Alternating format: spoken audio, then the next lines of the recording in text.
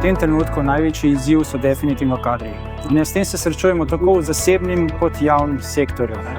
In ko bomo začeli obvladovati kadre, ko jim bomo začeli nuditi tisto, kar kadri pričakujejo, namreč moramo se zavedati, da kadri v današnjem času ne pričakujejo samo plačo. Zadnje smo delali eno anketo in plača je mogoče na enem tretjem mestu, ali pa celo četrtem mestu. Zahtevajo prijatno, prijazno delovno okolje, zahtevajo fleksibilnost delovnega časa in tako dalje. Torej, kadrovska politika mislim, da bo igrala ključno pomembno vlogo v nadaljnjem razvoju zdravstvenega sistema. Drugo je seveda optimizacija delovnih procesov. Tukaj moramo si naliti čistega vina, tukaj se v slovenskem zdravstvenem sistemu premalo dela, premalo se ukvarjamo z optimizacijo in tukaj bomo mogli veliko narediti. Rad si predstavljam, da bo zdravstveni sistem čez 5 let uravnotežen in da bo res sledil potrebam bolnika. Nikakor se ne smemo znajti v zanki, da bomo sledili željam bolnikov, še posebej pa ne željam izvajalcev ali dobaviteljev. Trenutno imamo sistem, ki je sposoben se razvijati v smer, da bo čez 5 let lahko vsem nudil to, kar potrebuje. Poglejte, zdravje državljanov bi moralo biti dejansko ne samo deklarativno na prvem mestu. In preventiva je nekaj, kar ne vzdrži mandatskega obdobja. Se pravi, tle ne moramo si dovoliti, da s politično ignoranco ustavljamo neke procese, ki so usmerjeni v to. Se pravi, to je dolgotrajen proces in predvsem pa s povezovanjem znanja, pa s hitrim prenosom znanstveno-raziskovalnega dela, ki ga imamo, pač rodi velike in dobre učinke, čim prej prenesti to v konkretne ukrepe.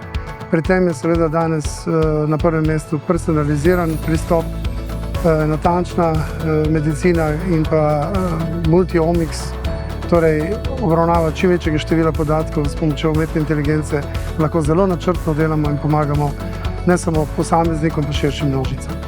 Torej, zasebne zavarovalnice smo pomemben akter učinkovitega zdravstvenega sistema v Sloveniji. Oziroma bomo morali postati pomemben akter učinkovitega zdravstvenega sistema v Sloveniji, predvsem z vidika financiranja tistega dela košarice zdravstvene oskrbe, ki ne bo moral ali pa ne bo mogel biti poravnan iz javno zbranih sredstev.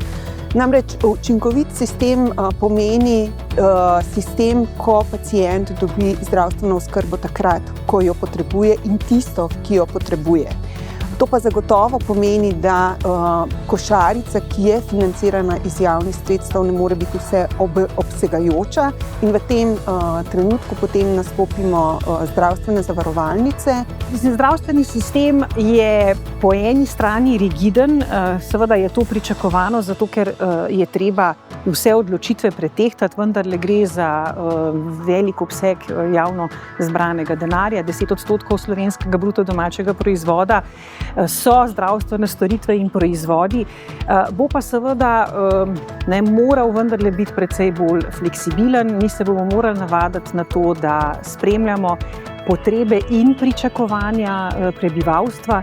Treba bo seveda košarico prilagajati in predvsem bo treba razumeti, da ni vse odgovornost samo zdravstvene politike in zdravstvenega sistema, tudi pacienti nosimo en del te odgovornosti zase, za svoje zdravje, za racionalno uporabo resursov v zdravstvu.